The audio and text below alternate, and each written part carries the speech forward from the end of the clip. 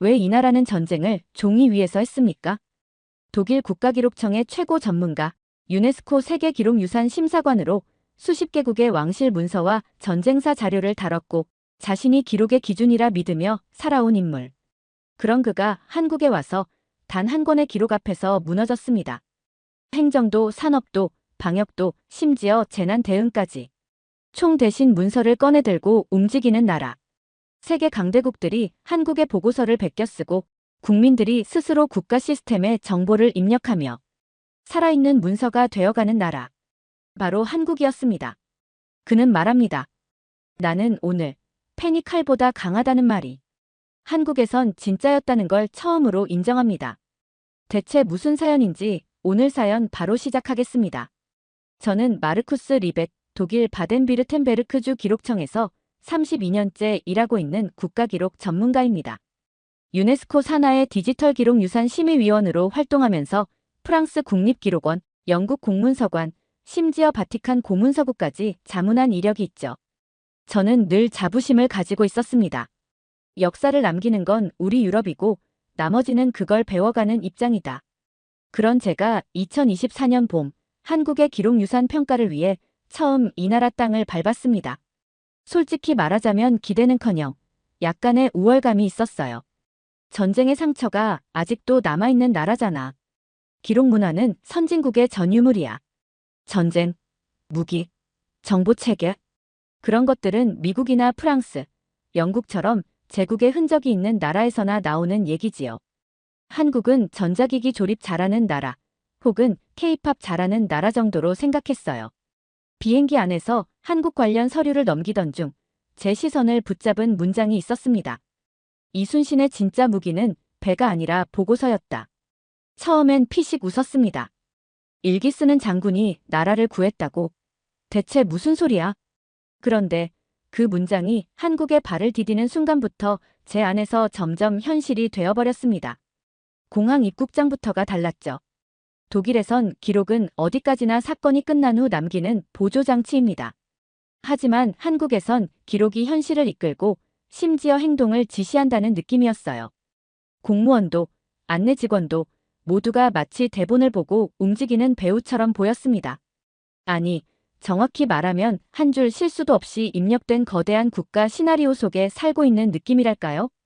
숙소에 도착해 첫날 저녁, 한국문화진흥원의 한 실무자와 공식 저녁 자리에 참석했습니다. 그가 제게 묻더군요.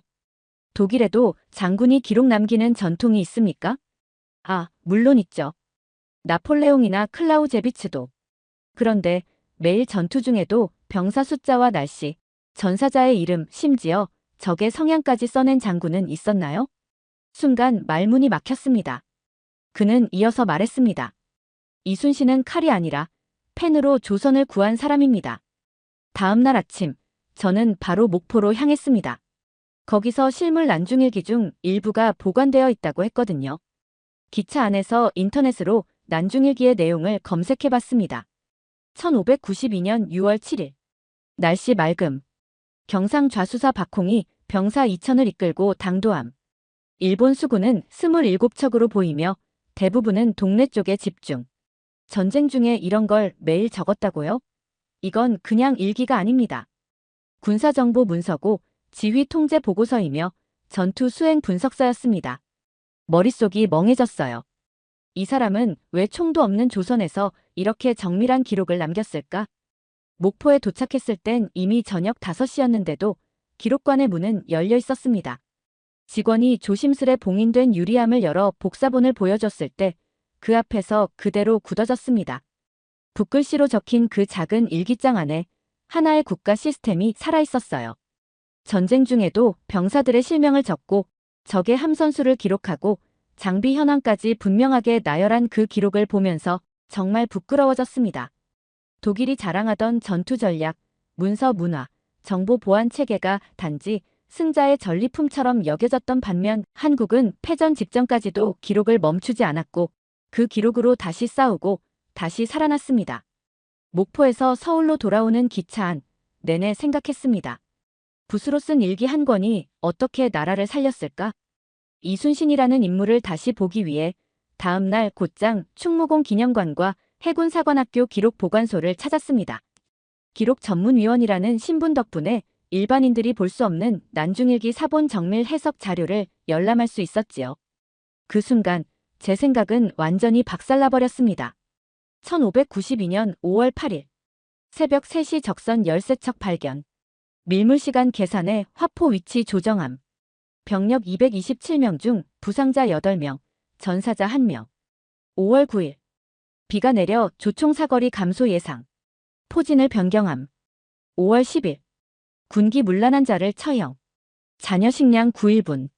그 문장들을 읽으며 현대의 군사 AI 분석 보고서를 보는 줄 알았습니다. 이순신은 그냥 장수가 아니었습니다. 지휘관, 정보장교, 병참장교, 기상분석관, 전략분석관, 인사관리 책임자까지 혼자서 모든 걸 하고 있었죠. 그리고 그걸 붓 하나로 매일 기록했습니다. 한 장교가 제 옆에서 조심스럽게 말했습니다. 저희는 난중일기를 대한민국 최초의 C4I 시스템이라고도 부릅니다. 그건 현대 전장에서 쓰이는 지휘, 통제, 통신, 컴퓨터, 정보 통합 체계를 뜻합니다. 붓으로 C4I 시스템을 돌렸다고. 이순신은 기록을 남긴 게 아니라 국가 생존 시뮬레이션을 매일 돌린 겁니다. 심지어 매일 전투 와중에도 말이죠. 그날의 기상, 적군의 수, 전투 결과, 공로자와 기피자, 보급 현황까지 적은 기록은 이미 분석 보고서였고 다음 작전의 시뮬레이션 기반이었습니다. 우리는 유럽에서 전략을 배우고 전쟁사를 쓰고 통계 자료를 축적한다고 자부했지만 정작 16세기 조선의 바다 위에선 한 사람의 머리와 손끝으로 정보전이 수행되고 있었습니다. 그리고 더 놀라운 것은 그가 이 모든 기록을 조정에 보고하기 위해 썼다는 점입니다. 자신의 판단이 아니라 국가의 결정권자에게 정확한 정보 기반을 주기 위해서였던 겁니다. 자기 자랑도 허위도 추측도 없었습니다. 오로지 팩트. 적의 수, 병사의 피로도, 바람의 방향까지. 그 정직하고 집요한 기록이 나라를 살린 무기였던 겁니다. 어느 해군 장교는 제게 이런 말을 했습니다. 난중일기는 일기가 아닙니다. 그건 정보가 무기가 되는 순간을 최초로 기록한 군사 자산이에요. 그 말을 들은 순간 한 가지 생각에 사로잡혔습니다. 만약 이순신에게 노트북과 위성 데이터가 있었다면 그 사람은 세계사를 바꿨을지도 모르겠다. 전쟁은 총칼로만 하는 게 아니었습니다. 정보를 먼저 잡는 자가 이기고 그 정보를 분석한 자가 다음 세대를 이끈다. 그 사실을 저는 16세기 조선의 바다 위에서 배운 겁니다. 돌아오는 길, 제 손에 있던 USB 메모리를 바라봤습니다. 기록은 도구가 아니라 무기다. 그리고 그 무기를 가장 먼저 다룬 민족이 바로 한국이었단 사실이 두렵게 다가왔습니다. 16세기에 그런 수준의 전시 기록이 존재했다면 그 전통은 지금 어디에 남아있을까? 문화유산으로만 존재한다면 그건 정말 아까운 일이라고 생각했어요. 그런데 아니었습니다. 그건 아직도 살아있었고 더 강해진 상태로 국가 시스템 안에 자리 잡고 있었어요. 저는 서울정부청사의 국가기록원 분관을 공식 방문하며 그 사실을 똑똑히 목격하게 됐습니다. 청사에 도착하자마자 안내한 직원은 조용히 말했어요. 박사님, 여기선 과거의 기록이 아니라 살아있는 기록이 주인공입니다. 그 말이 무슨 뜻인지 곧 깨달았습니다. 그들은 저를 회의실로 데려가더니 곧바로 하나의 시뮬레이션을 보여줬습니다. 가상의 재난 상황을 가정한 행정 시스템 시연이었죠. 어느 한 시군에서 화학물질 누출 사고가 발생하자 현장 소방관이 스마트패드로 보고서를 입력했습니다. 몇 초 후 그 데이터는 구청장, 시청, 행안부, 국무총리실, 심지어 대통령 비서실까지 실시간 공유되었습니다. 모든 부서가 동시에 움직였고 상황별 조치 매뉴얼이 자동으로 제시됐으며 지역 병원과 교통통제, 언론 대응 방안까지도 자동으로 연결됐습니다. 입을 다물 수 없었어요. 이건 전시회나 가능한 구조 아닌가요? 직원이 웃으며 말했습니다. 전쟁이든 재난이든 행정이든 기록이 없으면 움직일 수 없는 게 한국입니다. 한국은 행정이라는 무기를 이미 오래전부터 실전용으로 다듬어온 나라였습니다. 수천만 건의 주민등록, 건강보험, 토지정보, 세금정보, 군 기록까지 모든 정보가 구조화되고 연결되어 있었습니다. 하나의 사건이 발생하면 관련된 모든 부처가 기록에 근거한 행동만을 하게 되어 있더군요. 판단이 아니라 데이터, 감정이 아니라 시스템. 그날 공무원이라는 단어의 의미를 다시 배웠습니다. 그들은 행정인이 아니라 기록으로 움직이는 병사였어요. 한 공무원이 이런 말을 했습니다. 우리에겐 두려움이 있습니다. 보고를 놓치면 대응이 늦고, 대응이 늦으면 사람이 다칩니다. 그제야 알았습니다. 난중일기는 유물이 아니라 지금 이 나라를 움직이는 명령 체계의 뿌리라는 걸요. 그 순간 제 머릿속에 번쩍 스친 말이 있었습니다. 기록이 늦는다는 건 곧 나라가 늦는다는 것이다. 그리고 한국은 단 한 줄의 보고서도 늦지 않게 하기 위해 국가 전체가 마치 군대처럼 훈련된 시스템을 갖추고 있었습니다. 독일에서 제가 자랑하던 서류 정리 기술, 문서 보존 방식, 기록 감사 체계. 이 모든 것들이 한국에선 이미 10년 이상 앞선 실전 적용 시스템으로 구현되어 있었던 것이었죠. 돌아오는 길, 가슴 깊이 깨달았습니다. 이 나라는 기록을 위해 행정을 만든 게 아니라 행정을 기록을 위한 전쟁터로 진화시킨 나라였어요. 서울에서 행정기록 시스템을 둘러본 며칠 후 잠시 도시를 벗어나기로 했습니다. 지금 한국을 알았으니 과거 사람들의 이야기도 직접 듣고 싶다는 생각이 들었거든요. 통역관과 함께 향한 곳은 강원도 홍천군. 6.25 참전용사 한 분이 인터뷰에 응해주시겠다는 소식을 들었죠. 그의 이름은 김선규, 90을 넘긴 노병이었습니다. 작은 시골 마을 회관에서 처음 뵈었을 때 그는 허리도 꼿꼿했고 말도 분명하셨어요. 어서 오시오. 먼 데서 고생했네. 독일 사람이 이 나이에 날 보러 온다 하니까 다들 놀랐어. 한국이 어떻게 사람을 기록으로 지켜왔는지 그걸 알고 싶어서 왔습니다. 그는 제 말에 천천히 고개를 끄덕이시더니 조용히 입을 열었습니다. 내가 3번 죽을 뻔했어. 그중 한 번은 실제로 전사자 명단에 올라갔었지. 순간 귀를 의심했습니다. 어떻게 그런 일이? 50년 겨울이었어. 중공군에 밀려서 철수하는데 전우들이 나를 못 본 거야. 죽은 줄 알고 부대 보고서에 내 이름을 적었지. 그는 주머니에서 누런 서류 한 장을 꺼냈습니다. 이게 그때 나를 되살린 문서야. 그 문서는 전사자 명단 정정 보고서 사본이었습니다. 그 안엔 김선규 상병, 실종 후 복귀 확인, 수정 요청이라 적혀 있었죠. 그걸 보고 가족들이 울었지. 전사 통지서를 먼저 받았다가 다시 살아있다는 문서를 받은 거야. 이건 단순한 문서가 아니었습니다. 한 사람의 생사를 결정짓는 문서였고 가족의 운명을 바꾼 기록이었어요. 그는 이후에도 70년 동안 본인의 군 생활, 사회 복무, 병원 치료 내역 등을 모조리 보관하고 계셨습니다. 이게 내 인생이고 이 나라가 날 어떻게 지켰는지를 보여주는 증거니까. 그는 웃으며 말씀하셨죠. 나는 조국에 몸을 바쳤고 조국은 나를 잊지 않았어. 우린 유럽에서 기록은 행정 편의를 위한 도구라고 배웠다. 그런데 한국은 기록을 국민 개개인의 생명줄로 사용해왔다. 한국의 보훈 시스템은 그저 복지 체계가 아닙니다. 개인의 생애 전체를 문서화하여 그 사람이 어떻게 살아왔는지를 국가가 함께 기억해주는 체계였습니다. 국가보훈처, 병적기록부, 군 이력 DB, 병원 진료기록, 훈포장 서류, 유공자 등록카드. 모든 것이 단절없이 연결되어 있었어요. 심지어 전산화 이전의 종이 문서조차 스캔, 디지털화되어 잊힌 사람이 없도록 끝까지 관리되고 있었죠. 그날 밤 그분 손에 남겨진 붉게 바랜 군번줄을 바라보며 마치 조선시대 수군 병사가 들고 있던 훈장처럼 느꼈습니다. 이 나라는 무기가 부족했던 시절에도 사람을 기록으로 지켰고 그 기록을 잃지 않기 위해 국가가 움직였던 곳이었습니다. 다시 한번 깨달았습니다. 이 나라는 전장에서 싸우는 방식도 전후에 보상하는 방식도 기록으로 설계되고 기록으로 완성된 국가라는 걸요. 그리고 독일에 있는 저희 기록청에선 그 어떤 전사자의 기록도 이렇게 따뜻하게 관리되지 못한다는 걸 떠올리자 부끄러움과 동시에 존경심이 들었습니다. 그날 노병의 집을 나서며 이렇게 말했습니다. 선생님의 인생은 역사책보다 강한 진실이었습니다. 그는 조용히 말하셨죠. 그걸 적어준 나라가 있어서 내 존재가 잊히지 않은 거야. 그날의 만남 이후 깊은 고민에 빠졌습니다. 한국은 왜 이렇게까지 기록에 집착하는 걸까? 국방, 행정, 역사 모든 것이 기록에 뿌리를 두고 있었죠. 하지만 혹시 민간은 다를지도 모른다는 생각이 들었어요. 그래서 산업 현장을 직접 보기로 했습니다. 다음 행선지는 경기도 화성의 삼성전자 반도체 공장이었습니다. 운 좋게도 독일과 한국의 기록 행정 교류 프로그램 차원에서 방문이 허가되었죠.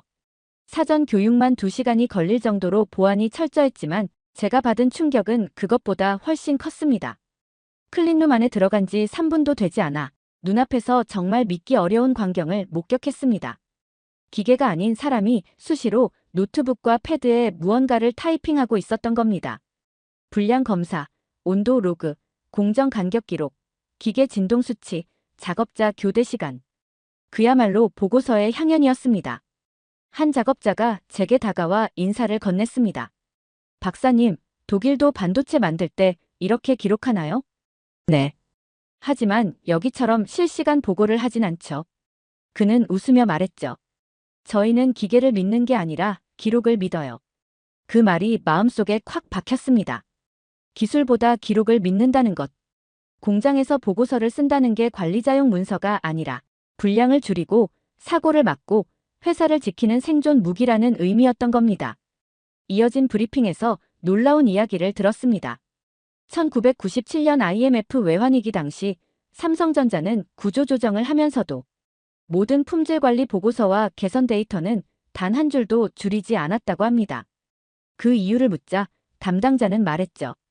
위기 때 가장 먼저 지켜야 할 건 기록입니다. 우리가 어떻게 살았고, 어디서 실패했고, 뭘 바꿔야 하는지를. 보고서가 없으면 절대 알 수 없거든요. 그 말을 들으며 떠올렸습니다. 이순신의 난중일기에도 병사들이 물을 마신 장소까지 적혀 있었죠. 오염된 물로 설사를 유발한 전투전 기록도 있었습니다. 즉, 품질 관리도 기록에서 시작된다는 사실을 조선 시절부터 알았던 겁니다. 공장 내부를 더 둘러보며 또 한 가지 사실을 알게 되었습니다. 한국의 기업들은 기록을 상벌의 수단으로 쓰지 않습니다. 실수를 숨기는 게 아니라 드러내는 문화, 보고서로 사람을 평가하는 게 아니라 해결을 위한 도구로 기록을 사용하는 문화. 작업자 하나하나가 보고서를 작성하고 그걸 엔지니어가 분석하고 관리자가 종합해서 전사보고에 올리는 흐름. 그 모든 것이 마치 하나의 유기적인 생명체처럼 움직이고 있었습니다. 한 젊은 엔지니어가 제게 말했죠. 저희 선배들은 전쟁도 경험했고 경제 위기도 겪었어요. 그분들이 항상 강조한 게 하나 있어요. 말로는 변하지 않는다. 기록이 있어야 바꾼다. 그게 저희가 매일 보고서를 쓰는 이유예요. 그 말을 듣고 또다시 부끄러워졌습니다. 독일이 품질과 기술의 나라라 자부하지만 정작 위기 속에서도 기록으로 시스템을 지켜낸 경험은 한국이 훨씬 강했습니다. 그날 밤 숙소로 돌아온 뒤 이런 문장을 다이어리에 적었습니다. 이 나라는 기술보다 기록을 믿는다. 그래서 무너져도 회복했고, 그래서 지금 세계를 이끄는 것이다. 2020년 코로나19가 유럽을 덮쳤을 때 독일의 병원은 혼돈 그 자체였습니다. 정보는 단절되고 병상이 어딨는지 몰랐고 확진자 동선은 깜깜이었죠. 저는 국가기록위원 자격으로 팬데믹 상황 속 정보 단절이 국가 기능을 어떻게 마비시키는지 직접 목격한 사람입니다. 그런 저에게 한국은 말 그대로 이해할 수 없는 기적이었습니다. 확진자가 속출하는데도 학교는 돌아가고 병상은 배정되고 사회는 무너지지 않았죠. 이게 어떻게 가능했을까? 한국 방문 일정의 마지막 주에 질병관리청을 직접 찾았습니다. 코로나 시기부터 서울역에서 QR코드로 열차를 예약하고 역 입구에서 체온을 측정하고 휴대폰으로 자가진단 앱 메시지를 받았다는 이야기를 들었을 때부터 뭔가 심상치 않다는 걸 느꼈죠. 아, 이 나라는 정보로 병을 다루는구나. 청사에 도착하자 마치 군 사령부에 온 듯한 분위기였습니다. 데이터 실시간 현황판, 긴급회의 알림 시스템, 병상관리 상황표, 심지어 백신 재고량과 배송 경로까지 하나의 통합화면에 연결되어 있었습니다. 조심스레 물었어요. 이건 WHO도 못하는 시스템입니다. 대체 어떻게 가능했습니까? 질병청 관계자는 말했죠. 확진자 발생 시 동선은 CCTV와 카드 사용 기록, 통신사 데이터로 확보됩니다. 접촉자는 즉시 문자로 통보되고 자가진단은 QR 기반으로 매일 체크되며 의심 증상자는 자동으로 가까운 선별진료소에 연계되죠. 이게 가능해. 속으로 탄식했습니다. 유럽에서는 개인정보 보호 논란 때문에 이런 건 꿈도 못 꿉니다. 그런데 한국은 놀랍게도 국민이 스스로 QR코드를 찍고 건강정보를 입력하고 기꺼이 국가에 나의 데이터를 제공했다고 했어요. 한 질병청 연구원이 이런 말을 했습니다. 우리에겐 정보가 총알이에요. 정보가 늦으면 감염이 퍼지고 정보가 정확하면 생명을 구하죠. 이순신이 전투 중 날씨와 적수를 매일 적던 그 기록, 공장에서 불량률을 줄이기 위한 품질 데이터, 노병의 생사를 결정지었던 행정 서류. 그 모든 기록의 철학이 2020년 한국에서는 코로나와 싸우고 있었던 겁니다. 게다가 놀라운 사실이 있었습니다. 이 시스템은 코로나 대응용이 아니었습니다. 2003년 사스, 2009년 신종플루, 2015년 메르스를 겪으며 매번 정보 공유와 기록 부족의 문제를 반성하고 사건이 끝난 뒤 재난 보고서를 수백 페이지씩 만들어낸 결과였죠. 그 결과 2020년 전 세계가 멈췄을 때 한국만은 멈추지 않았습니다. 그날 밤 휴대폰으로 WHO 공식 사이트에 들어가 한국을 검색했습니다. 검색 결과에 등장한 건 방역 성적표가 아니었습니다. 위기 대응 체계 모델 국가, K방역 사례집 참조. 세계 곳곳에 자문해온 수십 년 동안 한국과의 보고서를 이렇게까지 복사하듯 따온 사례는 처음이었습니다. 며칠 뒤 제가 요청했던 이메일 한 통이 도착했습니다. 보낸 사람은 EU 민간위기 대응센터 소속 전문가였고 제목은 이랬죠. 한국의 코로나 대응 보고서 원본 요청드립니다. 저는 그 당시 메일을 보며 잠시 멍해졌습니다. 이미 유럽이 한국 문서를 요청하는 시대가 됐구나. 벤치마킹이 아니었습니다. QR 기반의 출입 시스템, 확진자 동선 공개 원칙, 자가진단 앱의 정기 리포트 시스템, 중앙, 지자체, 민간 병원의 수직 보고 체계까지. 한국이 국가 전체를 관통해 만든 기록 체계는 전 세계가 공식적으로 모방하는 대상이 되어 있었습니다. 유엔 사무국 화상 간담회에 참석하면서 또 다른 충격을 받았습니다.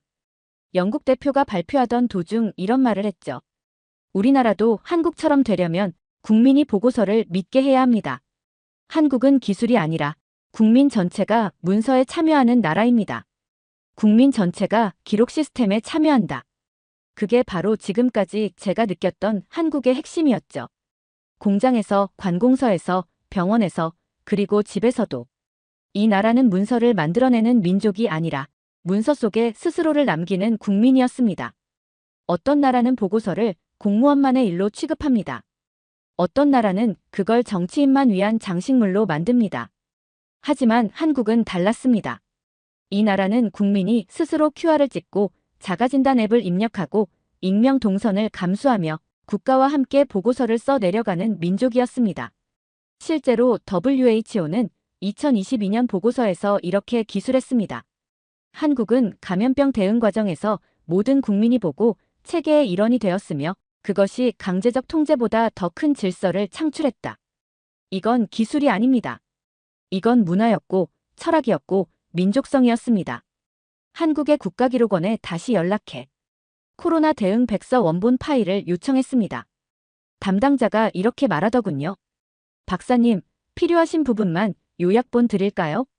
아닙니다. 요약본으론 부족합니다. 이 나라는 본문이 강한 나라입니다. 그 말이 제 입에서 자연스럽게 나왔을 땐 자신도 놀랐습니다.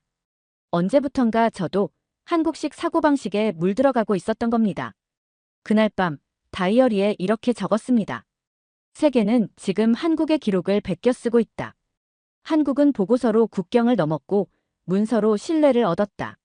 누구는 로켓을 수출하고 누구는 무기를 수출하지만 한국은 기록과 체계를 수출하는 나라가 되어 있었던 겁니다. 그리고 그 핵심엔 단 하나의 철학이 있었습니다. 기록은 무기다. 하지만 기록을 함께 쓰는 국민이 있다면 그건 방패이기도 하다. 그제서야 확신했습니다.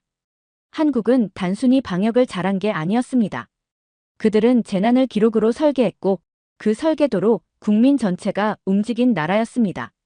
한국에 도착한 지 27일째 되는 날 마지막 일정을 마치고 인천공항으로 향했습니다. 비행기에 오르기 전 제 수첩을 꺼내 지난 몇 주간 적어온 문장들을 정리하기 시작했죠. 한 줄, 또 한 줄. 그 기록들을 읽으며 어느새 조용히 눈을 감고 있었습니다. 이순신은 붓으로 싸웠다. 행정은 무기가 되었고 산업은 보고서로 돌아갔다. 기록은 한국인의 무의식이었다. 처음엔 웃었습니다. 일기 쓰는 장군이 나라를 구했다고. 그건 시적 비운화되는 이야기인 줄 알았죠. 하지만 지금은 단언할 수 있습니다. 그 문장이야말로 한국을 이해하는 유일한 진실이었습니다. 독일에서 수많은 정부 보고서를 읽었고 유엔과 EU, 나토의 정보 시스템에도 자문을 해왔습니다. 하지만 한국처럼 기록이 민족의 생존 전략으로 체화된 나라는 한 번도 본 적이 없었습니다. 이순신의 붓은 전투일지를 쓴 도구가 아니었습니다. 그건 두려움을 이겨내는 도구였고 국가의 방향을 바로잡는 나침반이었고 혼란 속에서도 군사 질서를 유지하는 마지막 희망이었습니다. 놀라운 건 그 정신이 지금도 살아있다는 겁니다. 도시를 걸을 때마다 사람들이 스스로 기록하고 입력하고 남기고 제출하고 정리하고 이 나라는 기록이 개인을 통제하는 수단이 아니라 개인이 국가에 참여하는 방식이 되어 있었어요. 그것이 가능했던 이유는 단 하나, 이 기록은 나를 지켜줄 것이다라는 집단적 믿음 때문이었습니다. 한국은 기록주의 국가가 아닙니다. 기록 존중 국가입니다. 많이 적고 많이 남긴다고 되는 게 아닙니다. 그 기록이 언젠가 나를 증명하고 우리 모두를 보호할 수 있다는 믿음이 있어야 가능한 시스템이죠.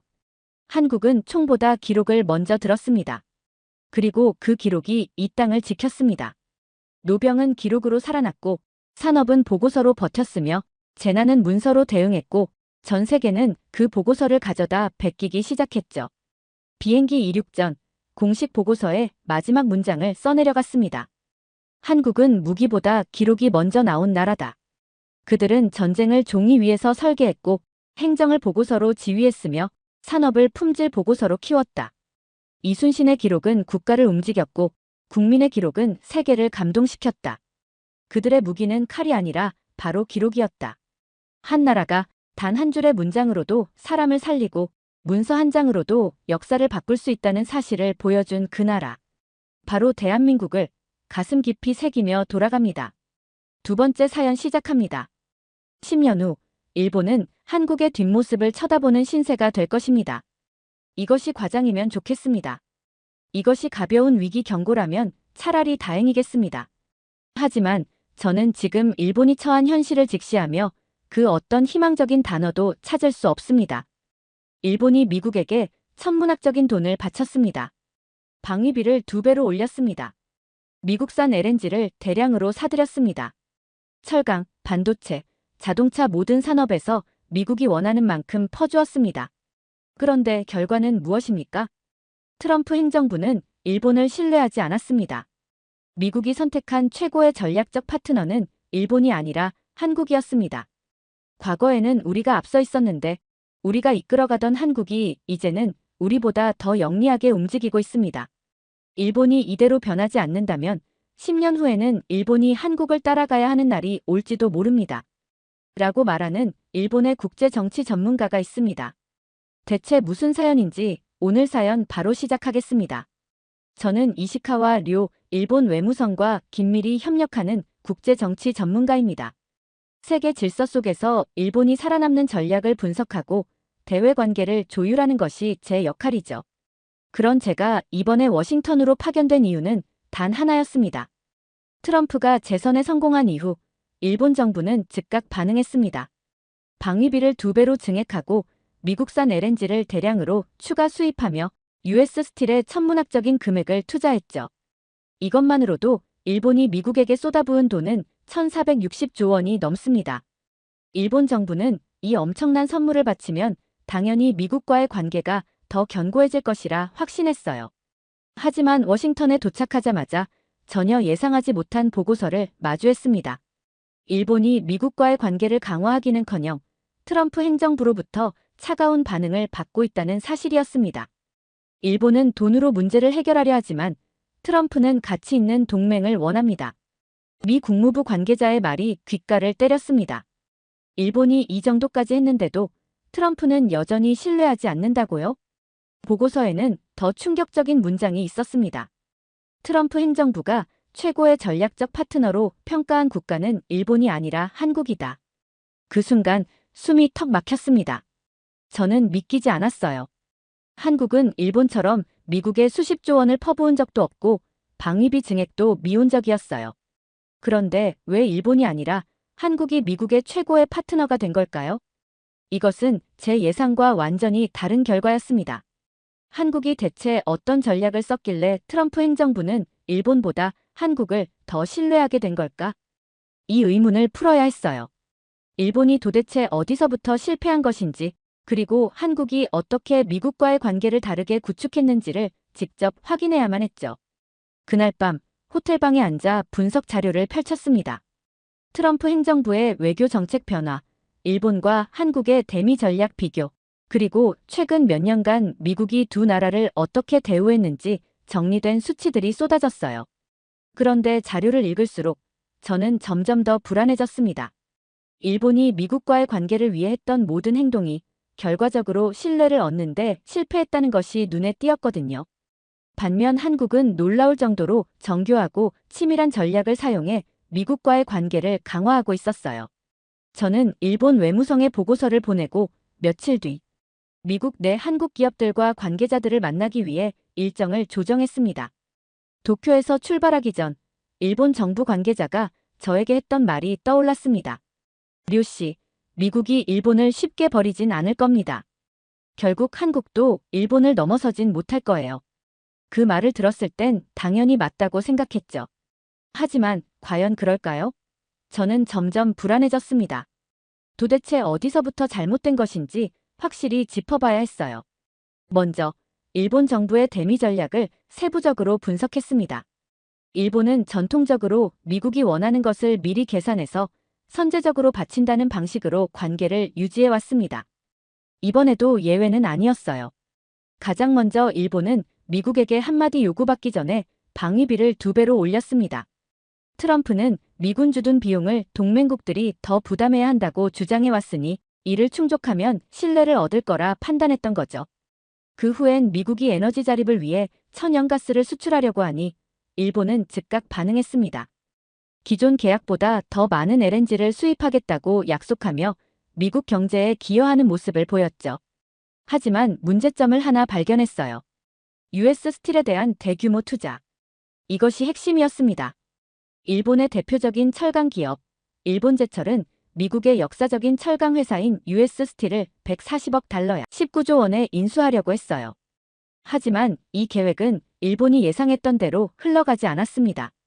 트럼프 행정부는 US 스틸은 미국 경제의 뿌리이자 자존심이다 라고 선언하며 일본의 인수를 강력히 반대했어요. 그리고 미국의 노동조합, 정치인들, 심지어 국민들까지 반발하며 여론이 걷잡을 수 없이 악화되었습니다. 그러자 일본은 황당한 선택을 했죠. 미국 정부를 상대로 소송을 걸겠다고 선언한 겁니다. 저는 이 부분에서 머리를 감쌌어요. 미쳤군. 도대체 누가 이런 결정을 했지? 미국이 일본의 철강 기업을 신뢰하지 않아서 인수를 막았는데 거기에 대고 법적으로 맞서겠다고요? 이건 명백한 실수였어요. 트럼프처럼 미국 우선주의를 내세우는 지도자가 보기에 일본의 행동은 미국을 무시하는 도발로 보였을 겁니다. 결국 일본은 US 스틸을 인수하지 못했고 소송도 걸어보지 못한 채 굴욕적인 결말을 맞이했습니다. 하지만 문제는 그것뿐만이 아니었습니다. 미국과 일본의 관계는 이 사건을 계기로 더욱 흔들리기 시작했습니다. 과거에도 일본은 미국과 긴밀한 경제관계를 유지하며 뉴욕의 록펠러 센터, 소니의 콜롬비아 픽처스 인수 등으로 미국 시장에 깊이 들어왔어요. 하지만 트럼프는 그런 일본을 의심하기 시작했어요. 일본은 우리가 돈이 필요할 때는 돈을 내지만 우리가 진짜 원하는 건 절대 내주지 않는다. 그의 인식은 냉정했습니다. 일본이 수십 년 동안 미국에 충성했지만 결국 필요할 때 돈만 내는 동맹이라는 이미지에서 벗어나지 못한 겁니다. 저는 점점 확신하게 되었어요. 일본의 문제는 돈이 아니다. 신뢰다. 아무리 1460조 원을 퍼부어도 미국이 진정한 동맹으로 인정하지 않는다면 아무 의미가 없는 거죠. 한국은 과연 어떻게 해서 일본과는 정반대의 평가를 받게 된 걸까요? 일본처럼 막대한 돈을 바친 것도 아닌데 말이죠. 저는 한국 기업들의 움직임을 분석하기 시작했습니다. 가장 흥미로운 사례는 현대제철의 미국 투자였습니다. 트럼프 행정부는 철강 산업을 보호하기 위해 전 세계에서 수입하는 철강의 25%의 고율 관세를 부과했어요. 일본을 비롯한 많은 국가들은 갑작스러운 조치에 당황했고 피해를 최소화하기 위해 뒤늦게 로비를 벌였습니다. 그런데 한국은 달랐습니다. 트럼프가 보호무역 강화를 선언하기 직전 현대제철은 미국에 10조 원을 들여 대규모 제철소 건설 계획을 발표했습니다. 저는 이 타이밍이 절묘하다고 생각했어요. 미국이 보호무역주의로 갈 것이라는 신호를 미리 감지하고 그에 맞춰 철강 산업 전략을 조정한 겁니다. 결국 일본은 돈을 쓰고도 외면당했지만 한국은 돈을 쓰면서도 신뢰를 얻는 전략을 펼쳤습니다. 더 깊이 들여다보니 현대제철뿐만이 아니었어요. 삼성, SK, LG 같은 한국 기업들도 미국에서 대규모 투자를 확대하고 있었습니다. 일본 기업들과 달리 이들은 미국이 원하는 방식으로 움직이고 있었어요. 트럼프 행정부는 자국 내 산업을 살리려 했고 한국 기업들은 이에 맞춰 미국 현지 생산을 늘리면서 동시에 자국의 이익도 확보했습니다. 반면 일본은 여전히 과거 방식에 집착했고 그 결과는 참혹했죠. 이제야 퍼즐이 맞춰지기 시작했습니다. 일본이 US 스틸을 인수하려다 막힌 이유도 한국이 철강 관세를 피해간 이유도 결국 같은 맥락이었어요. 일본은 과거의 방식을 고수했고 한국은 새로운 방식으로 대응했던 것이었죠. 제가 만난 미국 경제 전문가들은 한국 기업들에 대해 이렇게 평가했습니다. 한국은 언제나 빠르게 움직여요. 트럼프가 관세를 발표하기도 전에 미국 내 생산을 늘렸잖아요. 트럼프의 보호무역 강화는 많은 국가들에게 악재였지만 한국에게는 기회가 되었습니다. 현대제철의 미국 현지 생산 계획을 알게 된 후 저는 혼란스러워졌습니다. 철강 산업뿐만 아니라 한국은 다른 산업에서도 유사한 전략을 펼치고 있었어요. 저는 일본과 한국이 어떻게 다른 길을 걷고 있는지를 더 깊이 분석하기 위해 미국의 주요 경제 싱크탱크와 연구기관을 방문했습니다. 미국 경제 전문가들은 하나같이 한국이 미국이 원하는 방향으로 움직이고 있다고 평가했습니다. 일본은 1985년 플라자 합의 이후부터 미국의 요구를 충실히 따르는 방식으로 살아남았어요. 미군 주둔 비용 부담, 미국산 제품 대량 구매, 금융시장 개방 등 언제나 미국이 원하는 걸 먼저 제공했죠. 하지만 시간이 지나면서 이런 방식이 더 이상 전략적 가치로 인정받지 못하고 있었습니다. 일본은 미국에서 자동차, 철강, 반도체 등 다양한 산업을 운영하고 있지만 대부분 일본 기업들이 미국으로 제품을 수출하는 방식이었습니다. 미국 내에서 직접 생산을 확대하려는 노력이 부족했어요. 반대로 삼성, SK, 현대차, 현대제철 같은 한국 기업들은 미국 현지 생산 시설을 늘리고 있었습니다. 미국 내에서 직접 생산하면서 일자리 창출에도 기여한 것이죠. 특히 한국 기업들은 트럼프 행정부가 관세를 강화하기 직전에 선제적으로 미국 내 투자를 결정했습니다. 이는 미국 정부가 보호무역을 강화할 때에도 한국 기업들이 안정적으로 사업을 운영할 수 있도록 하는 전략이었죠. 한국은 방위비 협상에서도 일본과 다른 태도를 보였습니다. 일본이 우리가 방위비를 2배로 낼 테니 우리를 신뢰해달라는 방식으로 접근했다면 한국은 우리도 부담을 늘릴 테니 방산 협력을 확대하자는 방식으로 협상했어요. 저는 미국 관계자들에게 직접 물어보았습니다. 일본이 1460조 원이나 투자했는데도 왜 한국을 더 신뢰하는 겁니까? 그들은 웃으며 답했습니다. 일본이 투자한 돈은 결국 대가를 바라는 돈이죠. 하지만 한국의 투자는 미국이 성장하는 데 필요한 투자입니다. 이 말을 듣고 머리가 띵해졌어요. 일본은 언제나 돈을 내면서 미국에게 우리를 신경 써달라는 메시지를 보냈어요.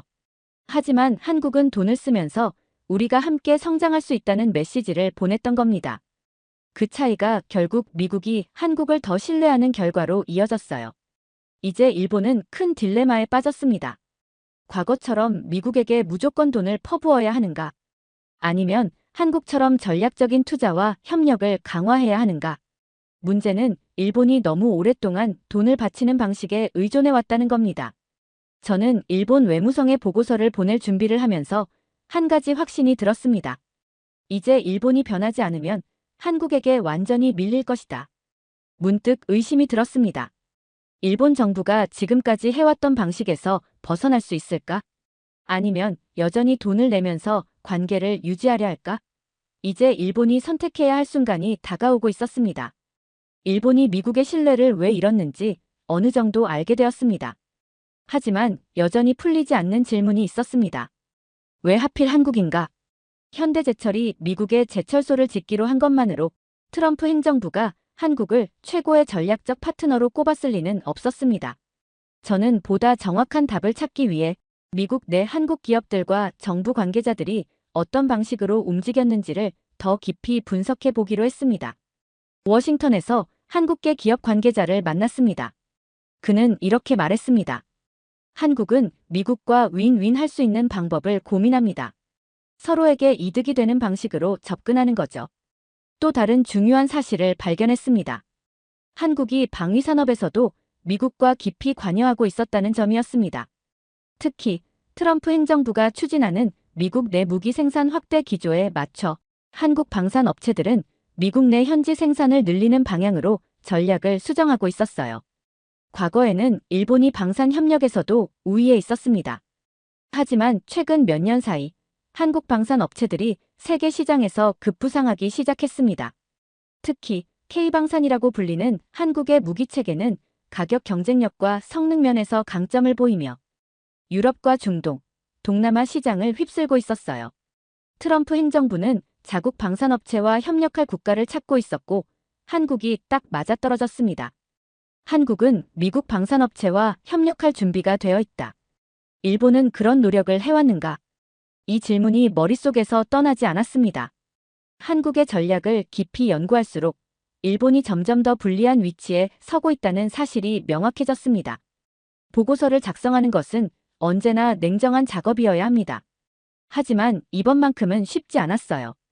한국이 미국과의 관계를 어떻게 다져왔는지, 일본은 왜 신뢰를 얻지 못했는지를 명확히 알게 되었지만 그걸 그대로 보고서에 적어야 한다니 마음이 무거웠어요. 이 보고서가 외무성에 도착하면 대체 어떤 반응이 나올까? 이미 예상이 됐습니다. 일본 정부는 미국에게 돈을 퍼붓는 방식이 더 이상 통하지 않는다는 사실을 인정하고 싶어 하지 않을 거예요. 저는 워싱턴에서 들은 모든 정보를 바탕으로 냉정하게 결론을 정리하기 시작했습니다. 보고서 첫 페이지에 이렇게 적었습니다.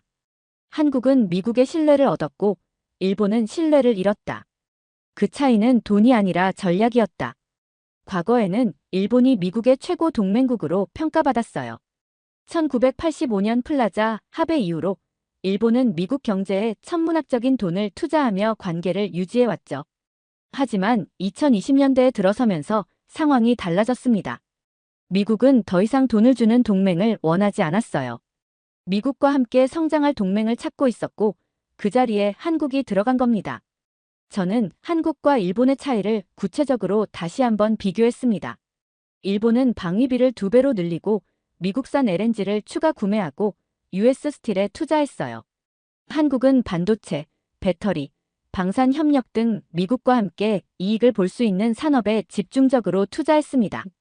일본은 미국이 원하는 만큼 돈을 퍼부었지만 그 돈이 미국 경제에 직접적으로 기여하는 방식은 아니었어요. 한국은 현대제철이 미국 내 공장을 설립하고 반도체와 배터리 산업에서도 미국과 공급망을 공유하며 동반 성장하는 구조를 만들었습니다. 일본은 트럼프의 보호무역주의를 위기로 받고 한국은 기회로 활용했습니다. 일본 철강 기업들은 미국 관세 때문에 뒤늦게 로비를 했어요. 한국의 현대제철은 트럼프의 관세 정책이 발표되기 전에 미국 내 생산을 발표하면서 관세를 피해갔습니다. 보고서를 작성하면서 다시 한번 한숨이 나왔어요. 일본이 미국 정부를 상대로 소송을 검토했다는 건 정말 치명적인 실수였습니다. 미국 입장에서 봤을 때 일본이 US 스틸을 인수하려다 막히자마자 소송을 검토한 것은 미국을 대놓고 도발하는 행동이었어요. 미국의 정치인들은 즉각 반발했고 심지어 일본의 우호적인 인사들조차 일본이 도를 넘었다라는 반응을 보였죠. 며칠 후 저는 외무성에 보고서를 제출했습니다. 하지만 솔직히 말하면 이 보고서가 얼마나 반영될지는 확신이 없었어요. 보고서를 제출한 후 며칠 동안 저는 외무성의 반응을 기다렸습니다. 예상대로 내부에서 반발이 나왔어요. 일본이 미국의 신뢰를 잃고 있다는 결론을 인정하는 게 쉽지 않았겠죠. 그런데도 이번 보고서는 무시하기 어려울 겁니다. 한국이 실질적으로 미국의 전략적 파트너로 자리 잡고 있다는 것은 명확한 사실이니까요. 저는 보고서 제출 이후에도 한 가지 의문이 남았습니다. 한국은 언제부터 이렇게 영리한 국가가 된 걸까? 제가 기억하는 한국은 20년, 30년 전까지만 해도 일본을 따라가는 나라였습니다. 자동차, 전자제품, 반도체, 철강 모든 분야에서 한국은 일본을 벤치마킹하며 성장해왔죠. 그랬던 한국이 이제는 일본을 뛰어넘고 미국과 직접 협상하는 위치까지 올라왔습니다. 도대체 한국은 언제부터 어떻게 이런 전략적 사고를 가지게 된 걸까요? 솔직히 말하면 저는 한국을 깊이 연구해 본 적이 없었습니다. 한국이 경제적으로 성장했다는 것은 알고 있었지만 그 성장 과정이 일본과 어떻게 달랐는지에 대해서는 깊이 생각해 본 적이 없었죠. 그러나 이번 조사를 통해 깨달은 것은 한국의 경제 성장 과정은 일본과 완전히 다른 길을 걸어왔다는 점이었습니다. 일본이 경제 강국이 된 과정은 우리가 잘 알고 있죠. 1945년 일본은 패전국이었고 전쟁으로 인해 산업 기반이 거의 붕괴되었습니다. 그러나 미국은 일본을 동아시아에서 공산주의 확산을 막을 방벽으로 키우기 위해 적극 지원했습니다. 미군정 통치 하에서 일본은 경제 재건을 위한 지원을 받았고 산업 부흥을 위한 구조 개편이 이루어졌습니다. 한국 전쟁 당시 미국은 일본을 군수물자 공급기지로 활용했습니다. 이 시기에 일본 경제는 급속도로 성장하며 전후 부흥을 이루었죠. 일본 기업들은 미국 정부와의 계약을 통해 막대한 돈을 벌었고 이를 기반으로 산업화를 추진할 수 있었습니다. 1960에서 1980년대 일본 경제가 급속도로 성장하는 동안 미국은 이를 견제하지 않았습니다. 일본이 자동차, 전자, 철강 등의 산업에서 세계 시장을 장악했음에도 미국은 큰 제재를 가하지 않았어요. 그래서 저는 한국도 비슷한 길을 걸었을 거라고 생각했습니다. 하지만 한국의 성장 과정은 일본과는 전혀 달랐습니다. 한국의 경제 성장 과정을 분석하면서 저는 일본과 다른 몇 가지 결정적인 순간들을 발견했습니다. 일본은 경제 위기를 겪은 적이 많지만 일본 정부는 언제나 기업들을 보호했습니다. 그런데 한국은 완전히 다른 방식으로 대응했어요. 1997년 IMF 외환위기 때 한국 경제는 한순간에 무너질 뻔했습니다. 기업들이 줄줄이 파산하고 금융 시스템이 붕괴 직전까지 갔어요. 그때 한국 정부는 일본처럼 기업들을 무조건 보호하는 대신 구조조정을 감행했습니다. 약한 기업들은 과감하게 정리하고 살아남은 기업들은 더욱 강해졌습니다. 국민들은 자발적으로 금을 내놓으며 경제 회복을 도왔습니다. 저는 이 대목에서 충격을 받았습니다. 일본에서는 불가능한 일이었어요. 일본 기업들은 위기가 닥쳐도 정부가 지원해주니까 근본적으로 바뀌려 하지 않았습니다. 하지만 한국은 위기를 기회로 삼으며 경제 체질 자체를 변화시켰습니다. 이 사건 이후 한국 기업들은 글로벌 경쟁력을 갖추기 시작했고 삼성, 현대, SK 같은 대기업들이 세계 시장에서 살아남을 수 있는 기반을 마련했습니다. 2008년 금융위기가 터졌을 때 일본 경제는 다시 한번 타격을 받았습니다. 하지만 한국은 달랐습니다. IMF 외환위기를 겪으며 이미 강한 면역력을 키운 한국 경제는 2008년 위기를 빠르게 극복하며 오히려 더 강해졌습니다. 한국의 주요 기업들은 글로벌 시장에서 경쟁력을 확보했고 금융 시스템도 더욱 탄탄해졌어요. 그 결과 한국은 금융위기 이후에도 빠르게 성장하며 미국과의 협력 관계를 더욱 강화할 수 있었습니다.